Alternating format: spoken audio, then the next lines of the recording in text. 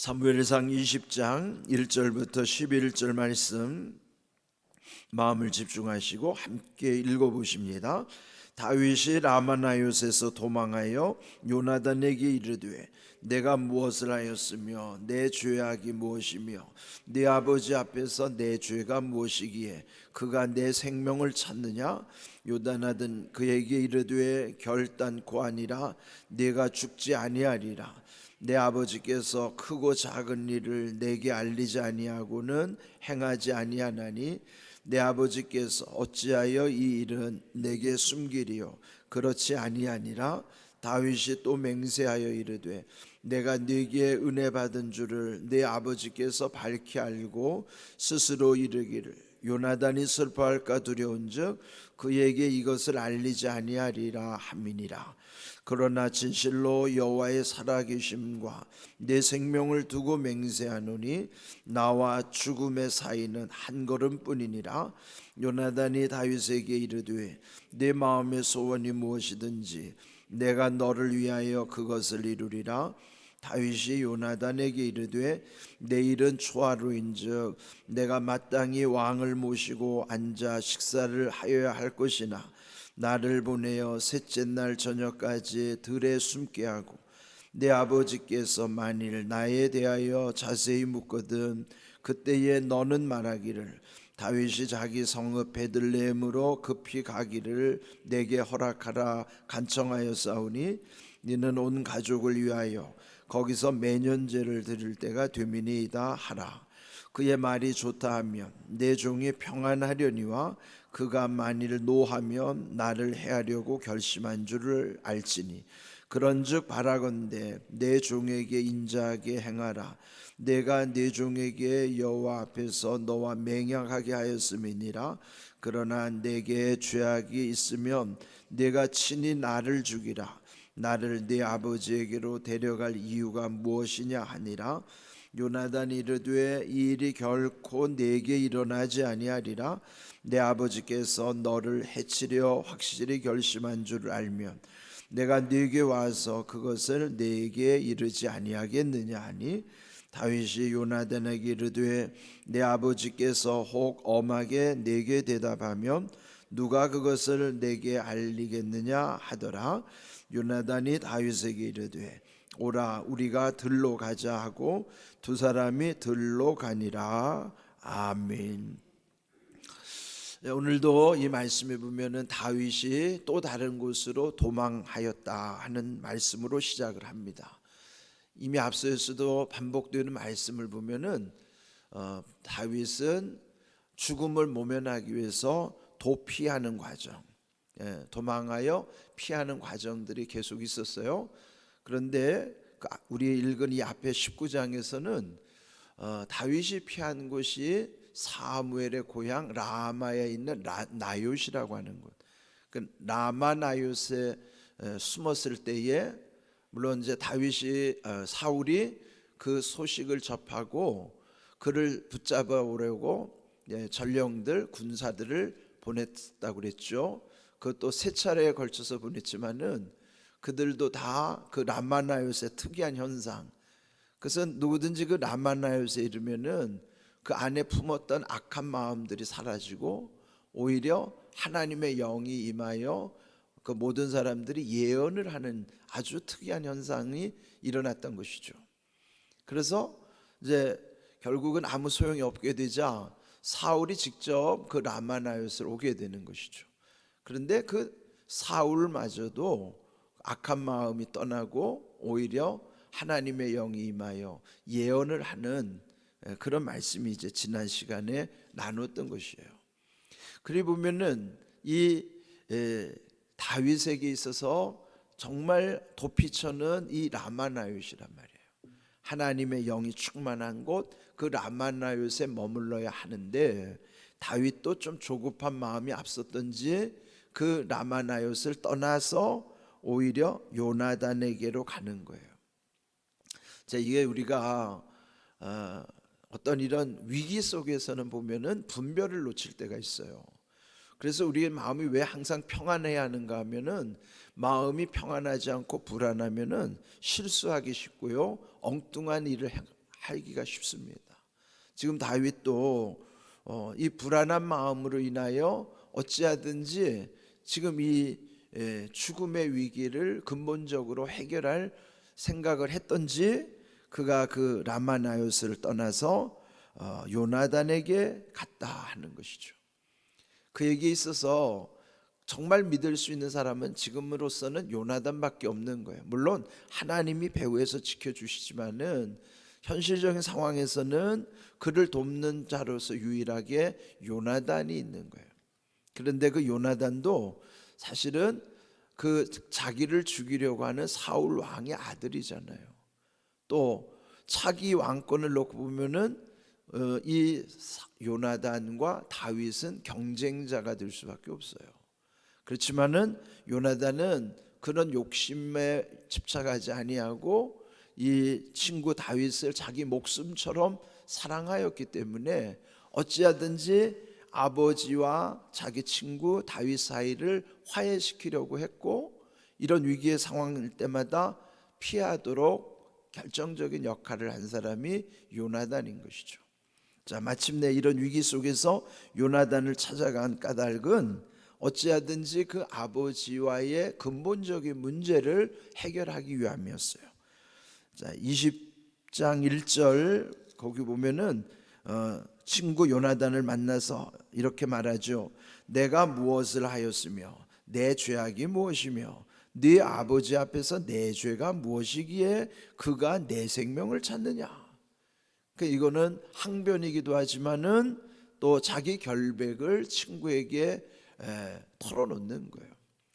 내가 네 아버지가 나를 죽일 만큼 내가 무슨 죄를 졌는가. 이제 그러면서 친구에게 항변을 하는 것이죠.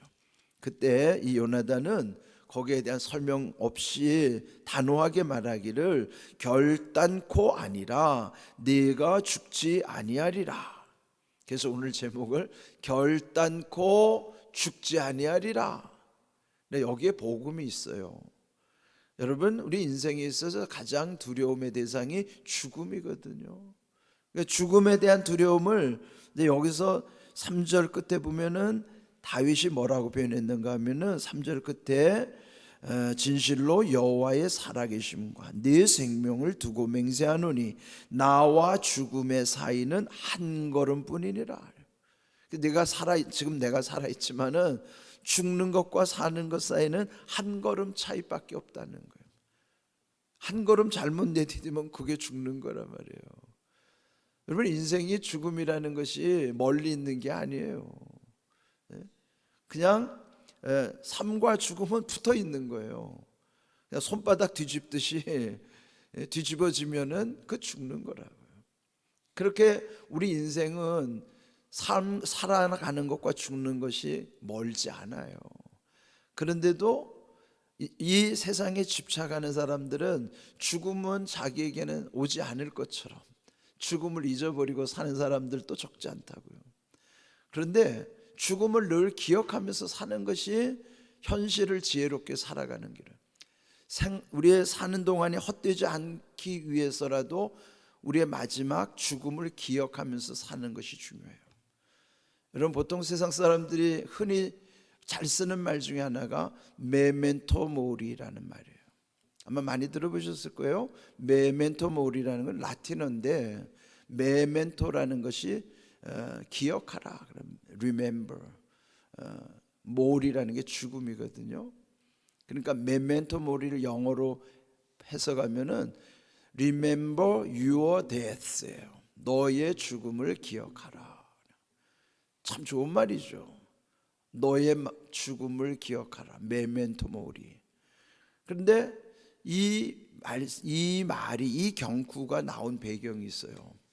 고대 로마 제국 시대 때에 전쟁에서 크게 승리하고 온 개선 장군에게는 어떤 혜택이 주어졌는가 하면은 앞에 백마 4마리가 그 마차를 끌고 가면서 그 퍼레이드를 하는 거예요. 시가 행진을 쫙 하는 것입니다. 자, 그러면 개선 장군 전쟁에서 이기고 돌아오면은 그 로마 시민들이 얼마나 환호하겠어요. 그럼 모든 이목이 그 게선 장군에게 쏠린단 말이에요. 그럼 그때 두려워하는 사람이 누굴까요? 황제입니다. 황제는요 두려운 거예요. 왜? 혹시 저놈이 내 왕권을 찬탈하지 않을까? 또 민심이 그에게 다 집중되니까 저 게선 장군이 혹시 착각해가지고 이참에 왕을 밀어내고 내가 왕이 될까? 이런 욕심을 가질 수 있단 말이에요. 사람은 항상 그런 존재거든요. 그러니까 게선 장군을 가장 두려워하는 존재는 현재 왕이란 말이에요.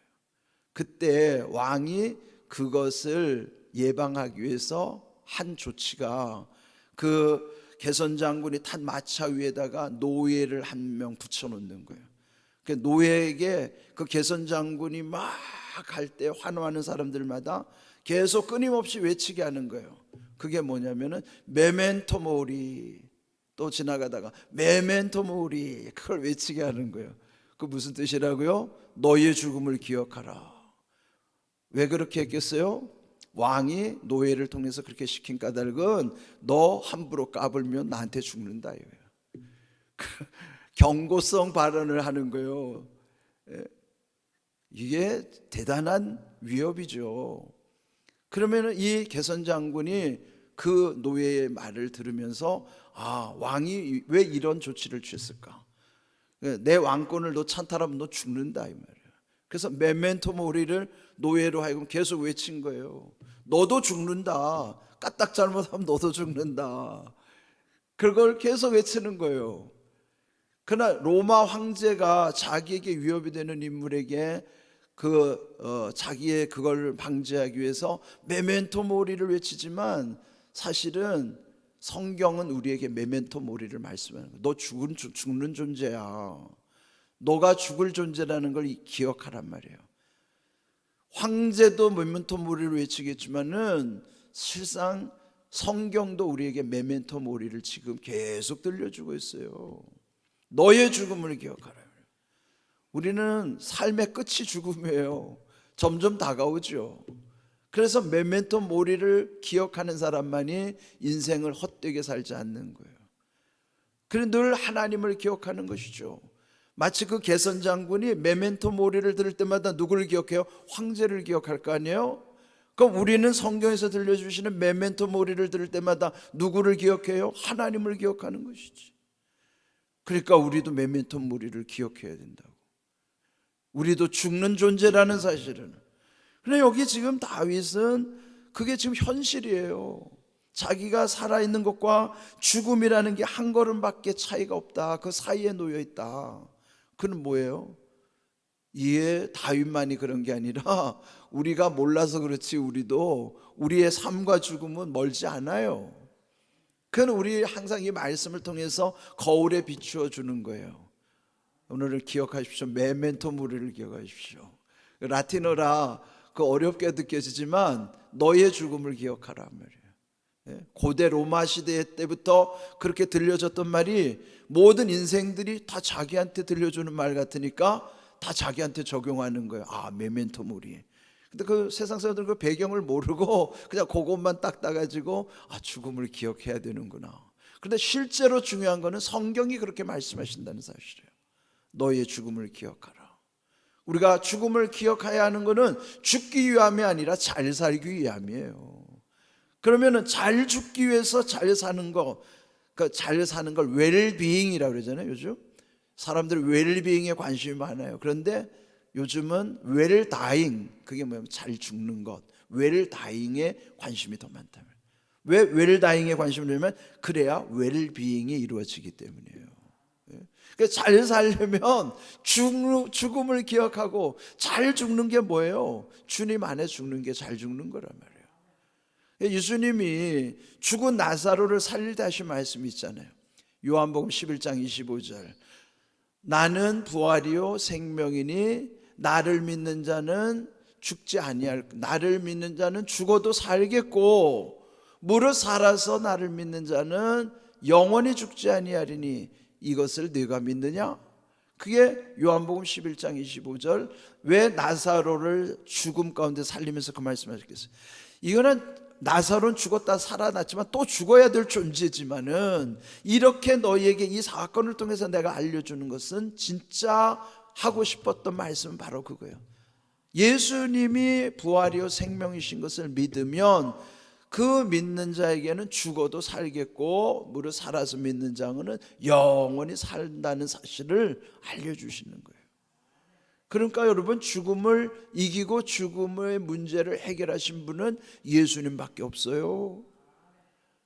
그 세상에 그 누가 아무리 훌륭하게 살았고 유명했던 분도 예수님처럼 이렇게 확신 있게 말씀한 사람이 누가 있습니까?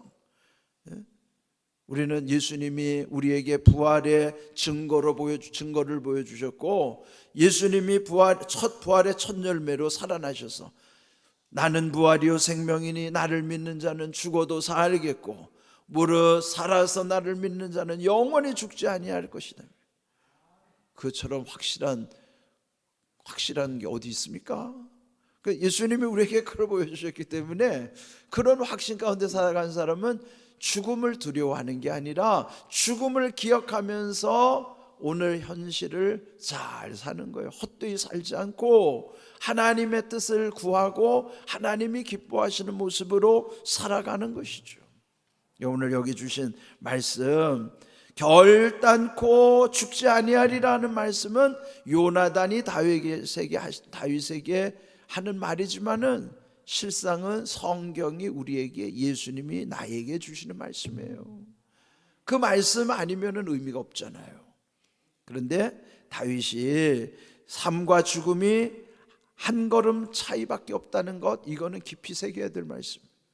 그래서 우리가 늘 죽음을 기억하는 메멘토 모리, 그게 성경 안에서 우리에게 늘 주님이 들려주시는 음성으로 늘 마음에 새기는 것이죠. 자, 이렇게 하고 결국은 이제 요나단과 이 다윗 사이에 그러면은 아버지의 진심을 한번 알아보자. 그래서 월삭이 다가오는 거예요. 월삭이 뭐예요? 매월 첫날이 월삭이잖아요. 그 가족들이 식사하는 자리에 사실은 이 다윗도 사위니까 그 자리에 있어야 되는 거예요. 그런데 한번 시험해 보고자 이제 짜고, 그것도 이제 거짓으로 꾸미긴 하는 것이지만은 요나단에게 말하는 거예요. 나는 우리의 고향 베들레헴에 가서 우리 집안 매년제 행사에 참석한다고 말해줘라.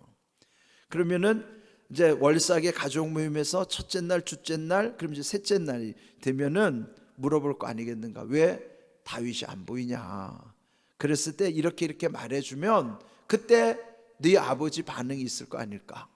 만약에 그 말을 받아들여서 7절을 보시면 그가 한 말이 좋다 하면 내 종이 평안하려니와, 그 다윗이 평안하겠지만은 만일 그 사울이 노한다면은 이건 나를 해하려고 결심한 줄로 내가 알겠다.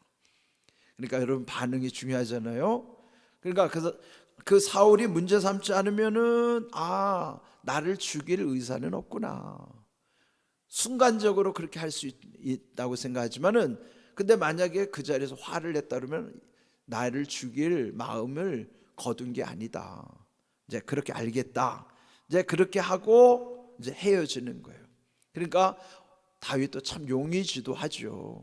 그러나 이보다 더 중요한 것은, 물론 사람이 노력도 중요하지만은 그 배후에 하나님이 함께 하시는 증거들이 있어야 돼요. 우리 삶에는 경험도 필요하고 노력도 필요하지만은 경험과 노력만으로 되지 않아요. 그 뒤에는, 배후에는 하나님이 도우시는 증거들이 나타나야 된단 말이에요. 그러니까 여러분의 삶 속에 믿음이 증거로 나타날 수 있도록. 그러나 오늘 우리에게 주신 말씀 속에는 죽음에 대한 것을 한번 깊이 묵상해 보는 것. 세상 사람들은 죽음을 말하면은 부정탄다고 그러고 회피하지만은 우리는 죽음을 회피하지 않아요. 그냥 자연스럽게 받아들이지만 그 가운데 하나님의 은혜를 늘 우리는 사모하는 거예요. 오늘 주신 말씀, 삶과 죽음의 한 걸음 차이밖에 없다. 그러나 메멘토 모리, 너의 죽음을 기억하라는 성경의 말씀 깊이 새기시고, 여러분이 살아도 죽어도 하나님의 은혜임을 기억하시고 담대한 믿음으로 살아갈 수 있길 주님의 이름으로 축복합니다. 아멘.